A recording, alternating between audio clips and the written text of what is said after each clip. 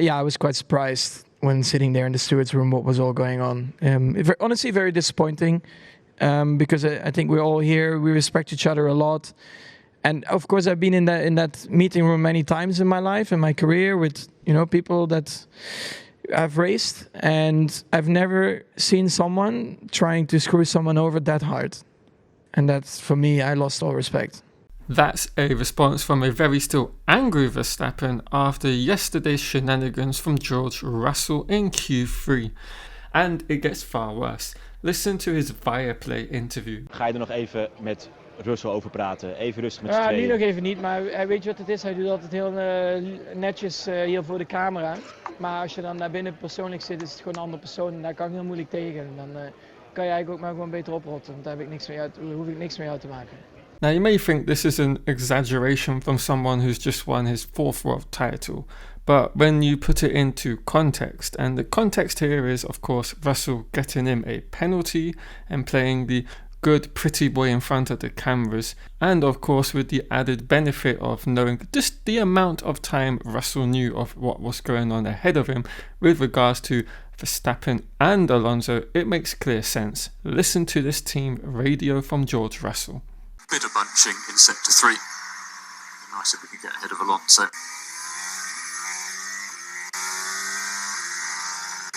Watch out for Perez trying to push through as well. Through. So we've got Alonso and Verstappen on top of each other. Expect Alonso, he's pushed through Verstappen.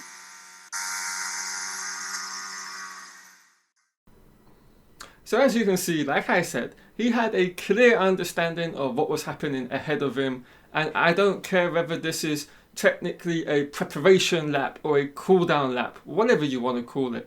It's differences, the nuances are different. I am very much aware of that. But the fact that George Russell, with that knowledge, decided to accelerate as he could visibly see ahead of him what was unfolding and what was happening, to accelerate into that fast speed corner, into Verstappen, and then do this.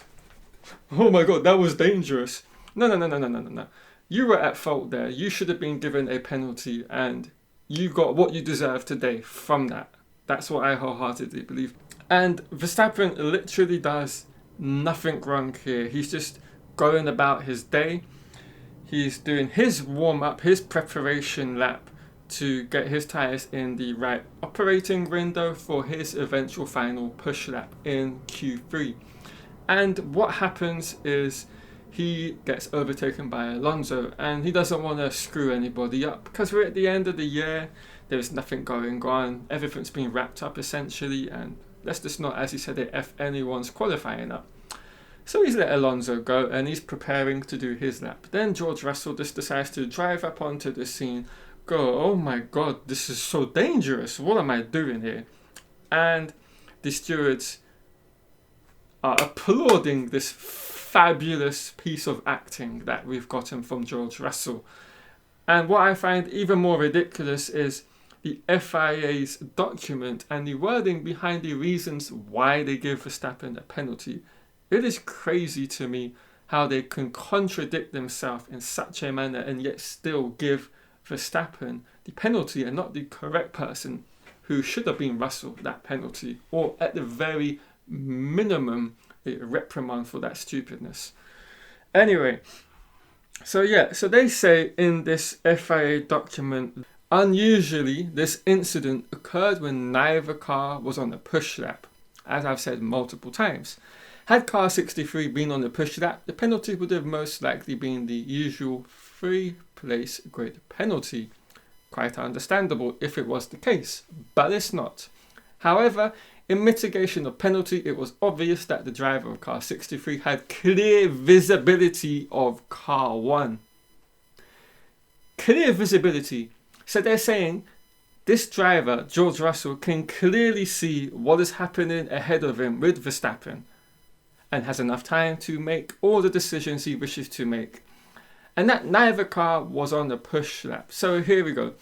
You're writing, we're giving the guy a penalty even though the guy behind has clear visibility for like 10 seconds and can see how slow he's going. So maybe I'm going to think, I'm going to slow down take it slow. So I can see car 1 ahead is going slow because there's a car ahead of him.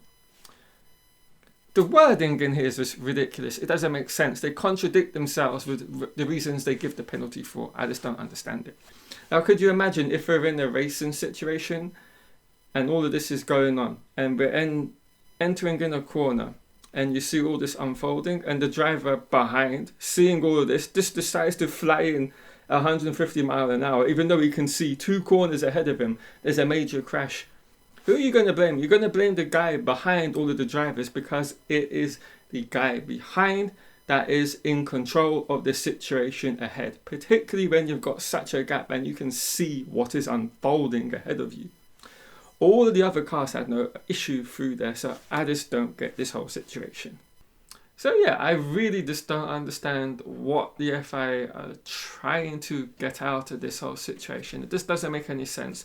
Their logic, their decision making, their reasoning behind giving Verstappen a 1 grid drop for the race today made zero sense. And as we saw, nothing really changed the result and outcome of the race. Verstappen overtook Russell into the first corner, as I'm sure a lot of us were expecting to see. He has this thing where whoever brakes first, he will brake that much deeper than them. And if he has to run them wide, he will run them right and pick up anything in terms of oversteer from his car and drive off into the lead. And that's exactly what he did. And then he drove a very controlled race to win the Qatar Grand Prix. And the race itself was a fantastic one as well, with many crazy situations unfolding. Namely with, again, the FIA getting a Donkey of the Day award, as I like to say. And it's a video which you can click on the top right corner. There's a card there.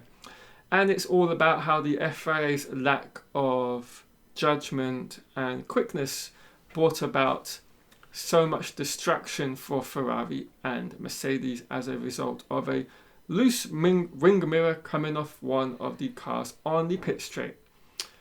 But yeah, I'm going to wrap the video up here. I just wanted to make a brief video so you can see just exactly what unfolded before the Russell Verstappen sort of coming together, which wasn't a coming together and could have easily been avoided had Russell used a bit of common sense and done a sort of different route in terms of his preparation.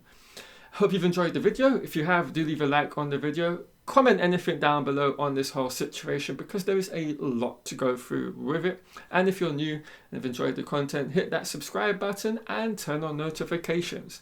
Right, everyone, I will see you later in the week for some more F1 content.